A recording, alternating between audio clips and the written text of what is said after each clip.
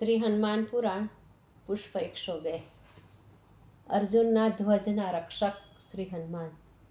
પાંચે પાંડવો વચ્ચે રાજસૂય યજ્ઞની તૈયારી રૂપે કાર્યોની વહેંચણી થઈ ત્યારે અર્જુનને લંકામાંથી સુવર્ણ લઈ આપવાનું કાર્ય સોંપાયું હતું. સહદેવજી તે અગાઉ દ્વારિકાથી કૃષ્ણ ભગવાનને તેડી લાવ્યા હતા. તે અર્જુનની સાથે લંકા જવા ઉપડ્યા. સાળો બનેવી બેને ભારત વર્ષની છેક દક્ષિણે જ્યાં રામાવતારમાં પ્રભુ શ્રીરામે સેતુ બાંધેલો તે સ્થળે પહોંચ્યા. ત્યાં સાયંકાળ થઈ જતાં બંનેએ રાતવાસો કર્યો.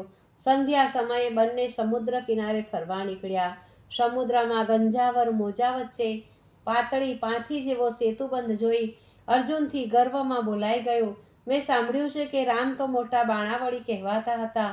જો સારો બાણાવળી ધારે તો પોતે એકલો જ પોતાના બાણની વર્ષા કરીને લંકા સુધીનો બાણ સેતુ બનાવી શકે. રામે નિરર્થક વાનરો પાસે મજૂરી કરાવી.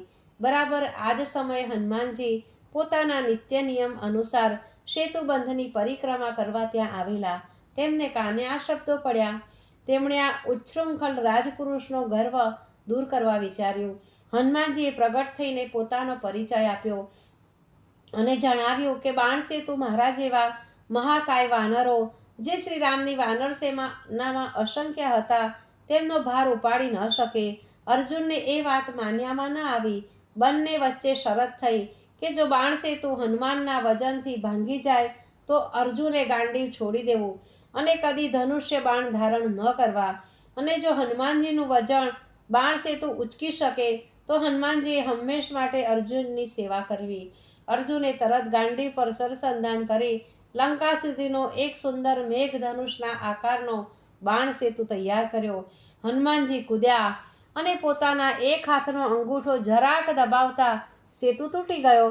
ફરી એકવાર પ્રયત્ન કરવા હનુમાનજીએ કહ્યું.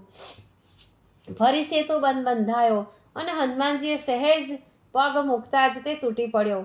કંઈક અહંકારની અસર હેઠળ હનુમાનજીએ અર્જુનને ત્રીજી વાર એક છેલ્લો પ્રયત્ન કરવા કહ્યું. આ વખતે અર્જુને વાસુદેવનું સ્મરણ કરી વિશાળ બાણ સેતુ તૈયાર કર્યો. હનુમાનજીએ તેની ઉપર જવા માંડ્યું ત્યાં તો થોડાક તીર ફરી પડ્યા, પણ સેતુ હનુમાનજીના વજન હેઠળ અડગ રહ્યો. આ જોઈ તેમણે વિશાળ રૂપ ધારણ કરી સેતુ ઉપર ઘણા ઠેકડા માર્યા, પણ હવે સેતુમાંથી એક પણ તીર ખસ્યું નહીં.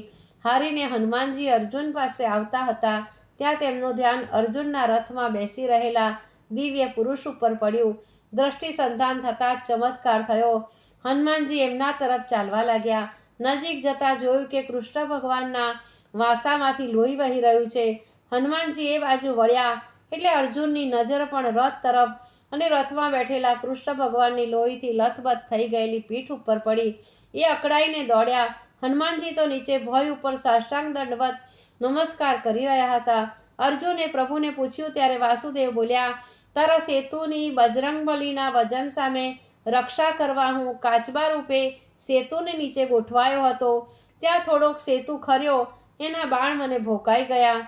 આમ પ્રભુએ મિત્રની રક્ષા કરી, પણ સેવકનું શું? કૃષ્ણ ભગવાનની સલાહ મુજબ અર્જુને હનુમાનજીને શરત અનુસાર નિત્ય સેવા કરવાના બંધનમાંથી મુક્તિ આપી અને એટલું વચન મારુતિ પાસેથી લીધું કે જ્યારે યુદ્ધ સમયે અર્જુન શંખધ્વનિ કરે અથવા ગાંડીવનો ટંકારવ કરે ત્યારે મારુતિ તેના રથ ઉપર ધ્વજરક્ષક તરીકે આવીને બેસે.